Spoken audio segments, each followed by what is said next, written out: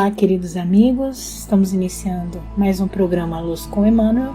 Hoje iremos fazer a leitura e reflexão do capítulo 31, com caridade, do livro Pão Nosso, psicografado por Chico Xavier e de autoria do Espírito Emmanuel. Passemos à leitura do capítulo. Capítulo 31, com caridade. Todas as vossas coisas sejam feitas com caridade. Paulo, 1 Coríntios 16:14. Ainda existe muita gente que não entende outra caridade, além daquela que se veste de trajes humildes aos sábados ou domingos para repartir algum pão com os desfavorecidos da sorte, que aguarda calamidades públicas para manifestar-se ou que lança apelos comovedores nos cartazes da imprensa. Não podemos discutir as intenções louváveis desse ou daquele grupo de pessoas. Contudo, cabe-nos reconhecer que o dom sublime é de sublime extensão. Paulo indica que a caridade, expressando amor cristão, deve abranger todas as manifestações de nossa vida. Estender a mão e distribuir reconforto é iniciar a execução da virtude excelsa. Todas as potências do Espírito, no entanto, devem ajustar-se ao preceito divino, porque há caridade em falar e ouvir, em pedir e favorecer, esquecer e recordar. Tempo virá em que a boca, os ouvidos e os pés serão aliados das mãos fraternas nos serviços do bem supremo. Cada pessoa, como cada coisa, necessita de contribuição da bondade, de modo particular. Homens que dirigem ou que obedecem reclamam-lhe o concurso santo, a fim de que sejam esclarecidos no departamento da casa de Deus, em que se encontram. Sem amor sublimado, haverá sempre obscuridade, gerando complicações.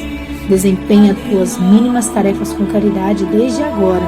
Se não encontras retribuição espiritual no domínio do entendimento em sentido imediato, sabes que o Pai acompanha todos os filhos devotadamente.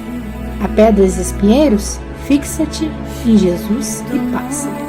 Bem, queridos amigos, passemos agora às reflexões do texto. Bom, gente, a partir da leitura, podemos aprender, primeiro, que Paulo nos indica a caridade como um objetivo de vida, praticamente, para tudo que a gente for fazer no nosso dia a dia. E vemos aqui também Emmanuel discorrendo sobre essa caridade. Então, o primeiro ponto que podemos nos perguntar é o seguinte: por que a caridade é importante? Por que importa que eu aprenda, que eu leia e, sobretudo, que eu pratique caridade? Será que caridade é uma mera escolha, uma mera opção para aqueles que se sentirem confortáveis em incluí-la no seu dia a dia? Ou será que é algo mais? Então, cobrindo essa primeira parte das nossas reflexões, por que caridade é importante? Para começo de conversa, simplesmente não é possível ser cristão sem caridade. Em Mateus capítulo 24, versículos 37 a 40, por exemplo, Jesus mostra pra gente que toda a lei, tudo que os profetas falaram, tudo aquilo que cabe ao ser humano se resume no amar ao próximo como a si mesmo. Amar a Deus e amar ao próximo. Então começa pelo amor a si mesmo, passando ao amor ao outro, e por meio desse amor a si mesmo e ao outro, nós atingimos o primeiro mandamento, que é conseguir amar a Deus e nos conectar a Ele. Então, não tem evangelho, não tem Bíblia, não tem nada sem caridade, que é o amor em ação. Em João, Evangelho segundo João, capítulo 13, versículo 35, novamente, Jesus sublinha para nós que nós somos reconhecidos como seguidores dele por meio do amor que a gente demonstra. Não é pela forma de vestir, pela forma de falar, não é pelo rótulo, ou seja, isso aqui independe de denominação religiosa, política, social. Isso aqui é algo muito mais, que está atrelado a um sentimento e a um modo de vida chamado amor, chamado caridade. E não é possível se denominar cristão e, por consequência, espírita sem a compreensão e sem o acolhimento desse sentimento, que é o amor, que é a caridade. Mais adiante, na carta de Paulo aos Romanos, capítulo 13, versículos 8 e 9, nós vemos ali: quem ama já cumpriu toda a lei, porque ninguém deve nada mais. Isso aqui é simplesmente o objetivo da criatura humana. Portanto, esse motivo aqui, esse ponto aqui já resumiria a importância da caridade para quem quer ser cristão, para quem quer ser espírita. Mas há mais. Existe outra razão para a gente apostar na caridade, nesse aprendizado, que é o mote: sem caridade não há salvação. Então, não se trata de igreja, não se trata, como já dissemos, das formalidades ou do rito, da forma como escolhemos praticar a lei de adoração. Não, isso daqui tem a ver com algo acima da religião. Isso aqui se reporta ao sentimento de religiosidade. O que de fato nos conecta a Deus, o que de fato promove o religare, ou seja, esse religamento da criatura humana que se afastou de Deus, mas que busca voltar para o seio do Pai, o que permite essa ponte é o amor. Por quê? E aí nós vemos lá na primeira carta de João, capítulo 4, versículo 8, qual o porquê dessa importância do amor e do amor em ação, ou seja, da caridade. É porque Deus é amor, e a criatura que não ama está muito longe de compreender, de conhecer, de se aproximar desse Deus, desse Criador. Então aqui nós vemos outro motivo para pelo menos, nos atentarmos para o conceito de caridade, que é a base da religiosidade, é a caridade. Não é o rito externo, não é a forma, não é a escolha do nome da religião. É esse sentimento de religação baseado no amor. Essa é a ponte para que a gente se transcenda, para que a gente alcance algo que é superior a nós, para que a gente de fato caminhe de volta para Deus. E mais um motivo, se é que a gente precisa de mais um motivo para se devotar a esse estudo do que seria a caridade, bom, a importância desse sentimento, dessa prática que está no fato de que não existe segurança sem caridade. Isso daqui está explicado no capítulo 9, item 12 do Evangelho segundo o Espiritismo. E esse aqui é um ponto que nos mostra que caridade é algo que extrapola o mero sentimento moral, a mera escolha moral que a pessoa possa fazer para a sua vida. Isso aqui atinge uma dimensão ética de convivência de seres humanos. Sem atividade que nos coloca além do nosso ego, além da nossa individualidade, que nos permite olhar para o outro, parar de ser egoísta, parar de ser egocêntrico e realmente enxergar o outro, e essa é a base da caridade. Sem isso, nunca haverá segurança social, sempre haverá conflitos no tecido social. Sempre haverá injustiça, sempre haverá conflitos de ordem cultural, social, econômica. Então, caridade não é uma escolha religiosa, não é uma escolha individual, ela é a base para o desenvolvimento, para a evolução do ser humano enquanto humanidade, do ser humano que está inserido num grupo, para que esse grupo funcione bem, para que esse grupo se respeite, para que os indivíduos desse grupamento humano se tratem bem, é preciso que haja ali o sentimento de caridade. Isso daqui, nós estamos percebendo que esse sentimento abordado por Paulo, esse sentimento é a base da evolução individual e coletiva na Terra. É simplesmente o pré-requisito do progresso do planeta, da humanidade. Portanto, sim, vale a pena que nos dediquemos, pelo menos por alguns minutos, ao estudo do conceito. Que é, então, caridade? A gente pode começar pela origem etimológica dessa palavra. Caridade vem de caritas, latim, e se reporta ao sentimento de benevolência, complacência, compaixão, benefício, esmola. Então a gente tem aqui um amálgama, né, e um conjunto bem amplo de coisas a que a caridade pode se reportar. No dicionário Michaelis, nós temos o sentido teológico de caritas, ou caridade, que seria a qualidade moral e espiritual que leva ao amor, a Deus e ao próximo. Aqui a gente se reporta ao sentimento de religiosidade e aquilo que permite essa reconexão ao Pai, ou seja, seria justamente a caridade.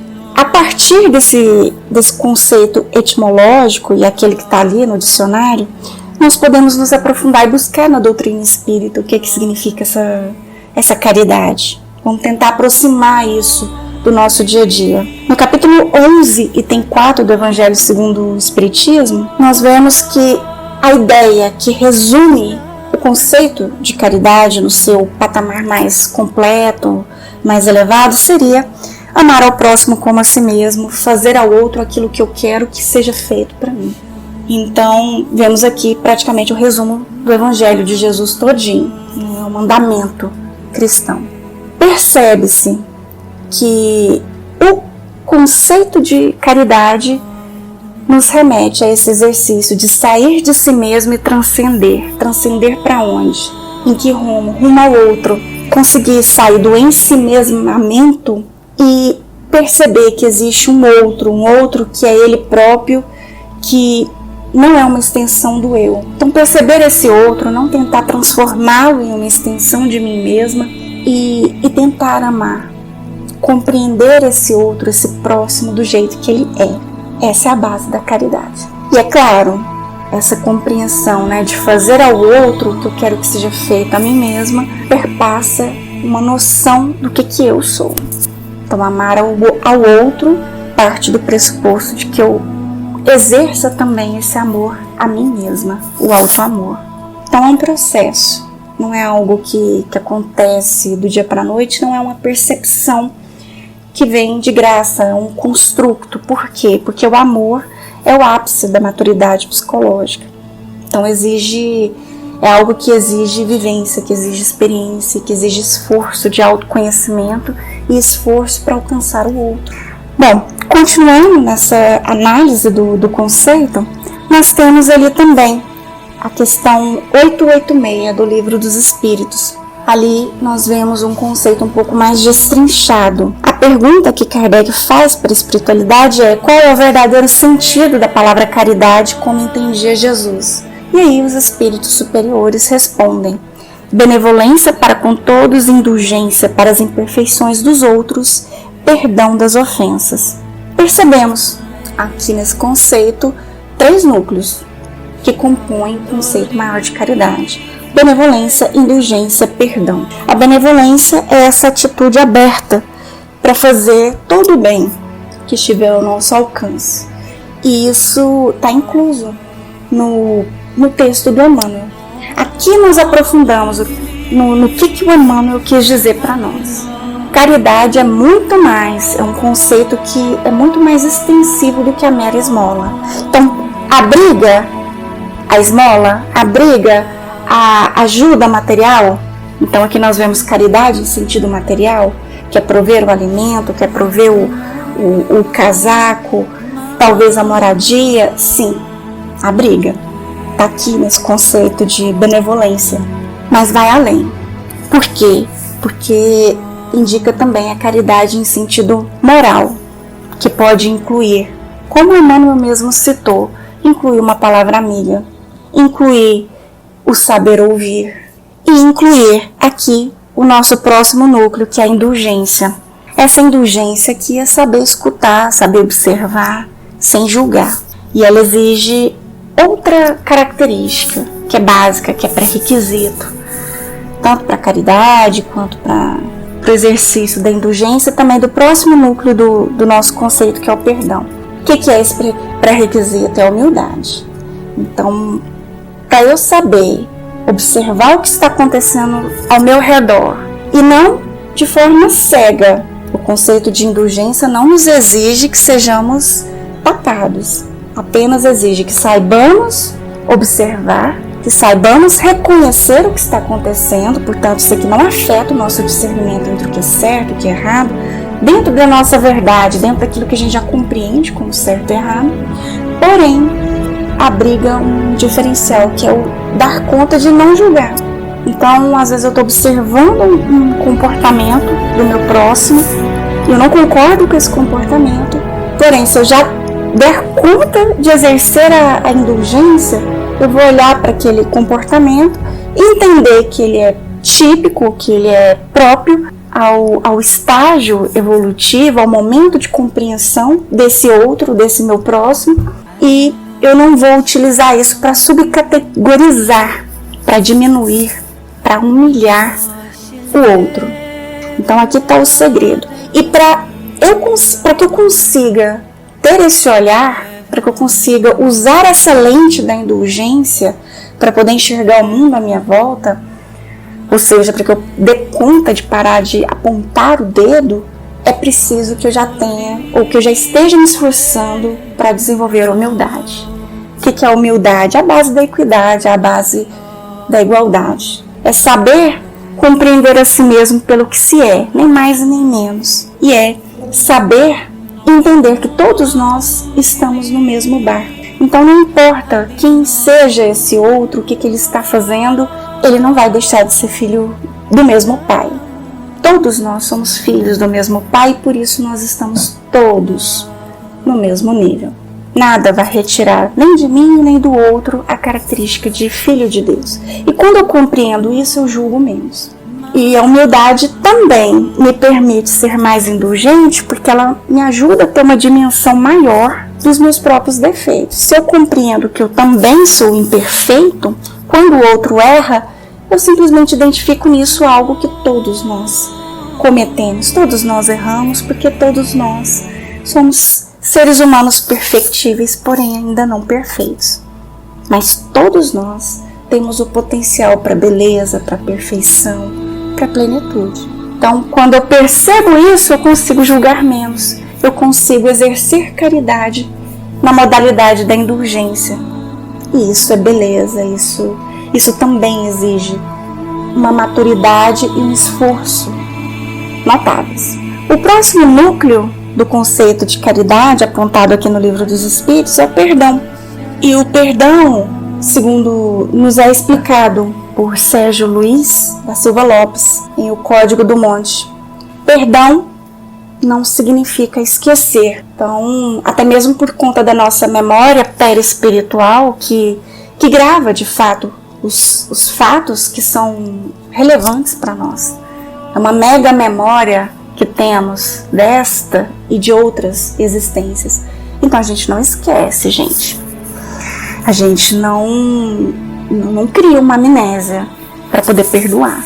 O perdão é eu ser capaz de lembrar, só que com a capacidade extra de não só lembrar, mas digerir emocionalmente o fato e dar conta a partir disso de não guardar o ranço, não guardar o ressentimento.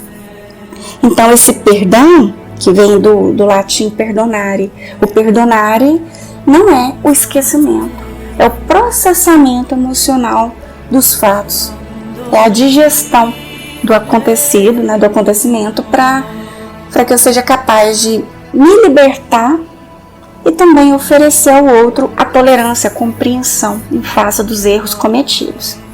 E por que aqui o conceito de tolerância? Porque muitas vezes o que eu acho que o outro errou comigo pode ser simplesmente o fato de ele ser diferente, de ele pensar diferentemente de mim. E pode até mesmo ser que talvez ele esteja com a razão.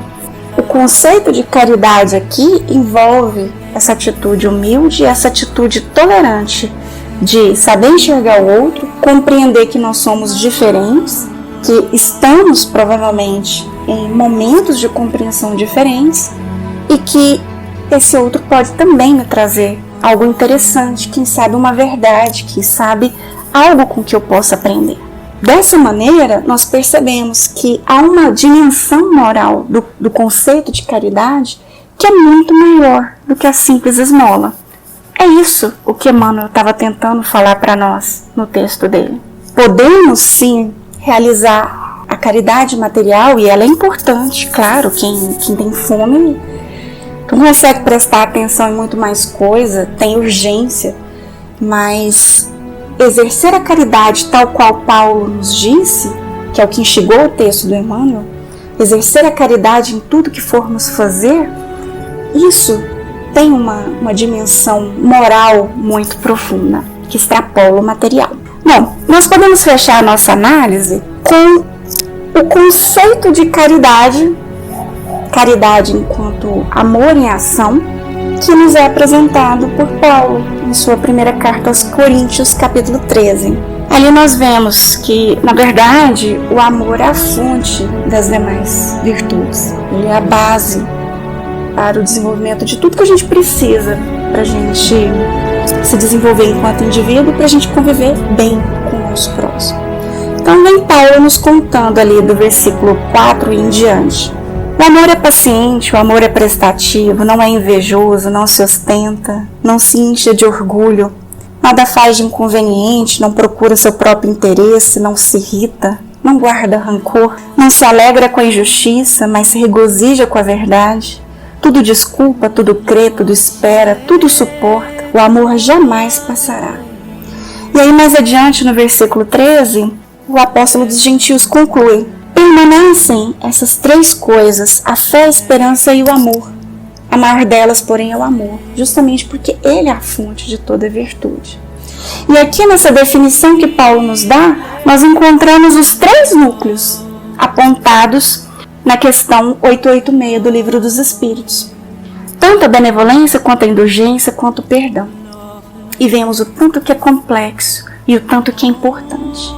Essa caridade explicada aqui, esse amor, ele é simplesmente o resumo de tudo que nós viemos fazer aqui nesta encarnação. Aprender a amar, aprender a realizar isso aqui que está escrito, que Paulo explicou, que Emmanuel explicou no texto dele, isso daqui é simplesmente a razão pela qual encarnamos. 1, 2, 3 e por aí vai. A gente vem para cá, para esse plano material, para a gente aprender nas coisas mais comezinhas da vida a amar. Portanto, sim, vale a pena a gente refletir. Por exemplo, qual que é a faceta da caridade que me é mais difícil, mais complexa? Qual desses três núcleos que a gente explicou aqui, qual deles me oferece maior resistência?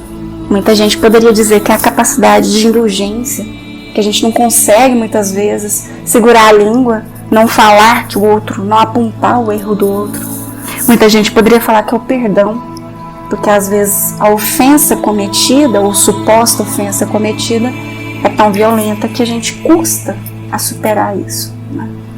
Mas o nosso padrão, tudo que a gente deve buscar na nossa vida, está aqui, está nessa benevolência, nessa indulgência e nesse perdão. O que eu posso fazer no meu dia a dia para eu melhorar isso?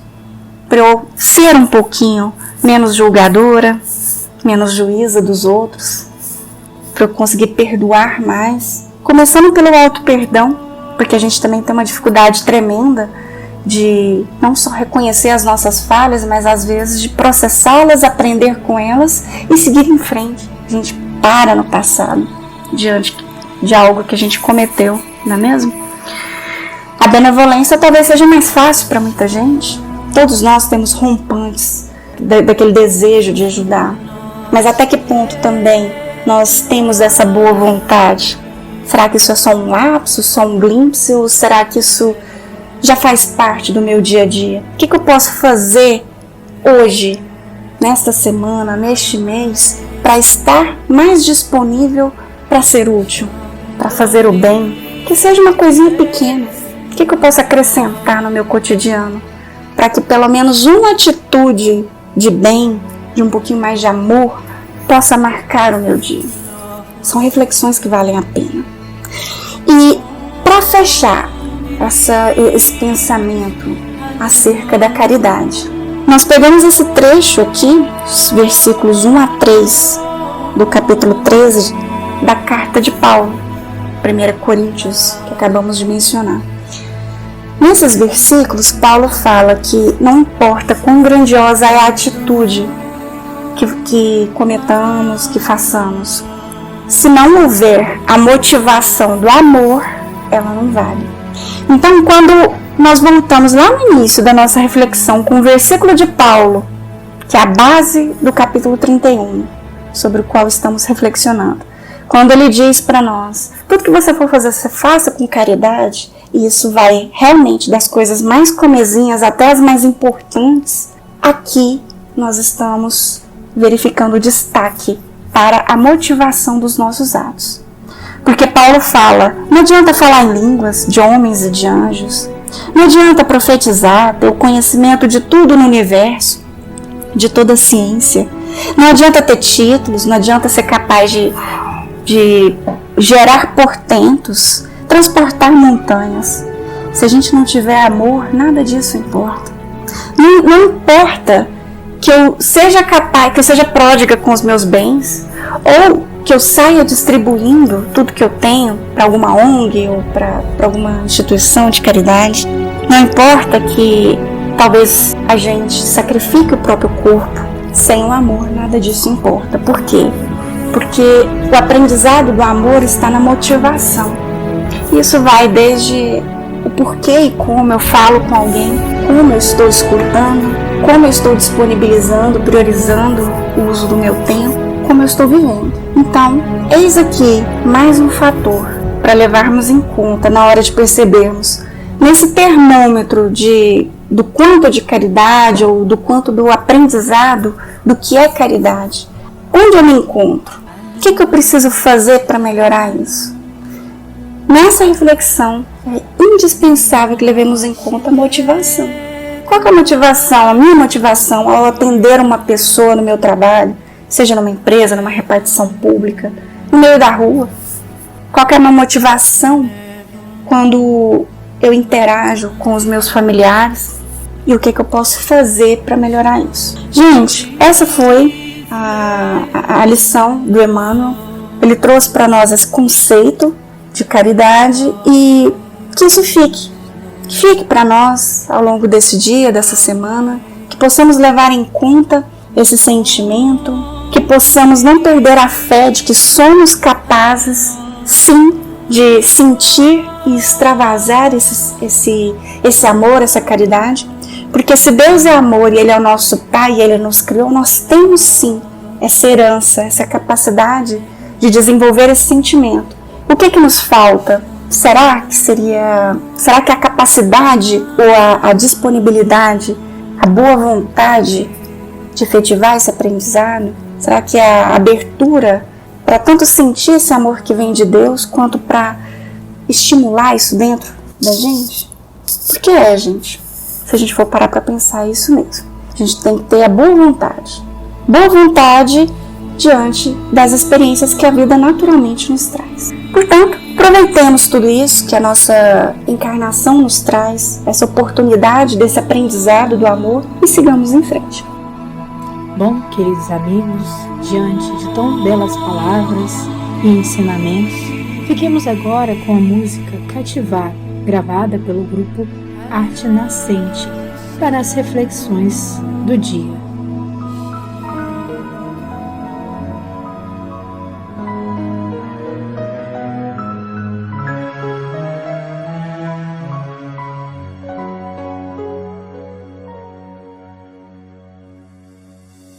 Uma palavra tão linda, já quase esquecida, me fez recordar.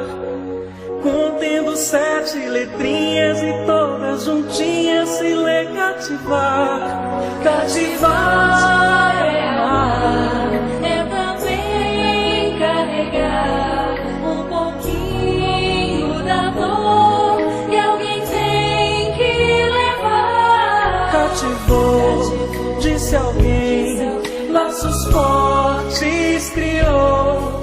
Responsável tu és pelo que cativou.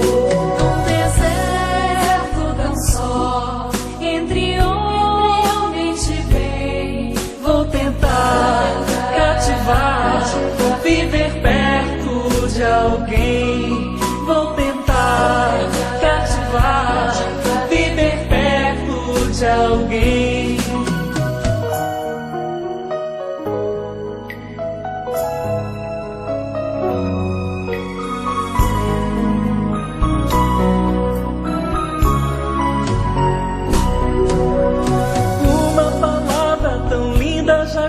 esquecida me fez recordar, contendo 7 letrinhas e todas juntinhas se lê cativar. Cativar é amar, é também carregar um pouquinho da dor que alguém tem que levar. Cativou, disse alguém, laços fortes criou, responsável tu és pelo que cativou. Num deserto tão só, entre homens de bem, vou tentar cativar, viver perto de alguém. Vou tentar cativar, viver perto de alguém.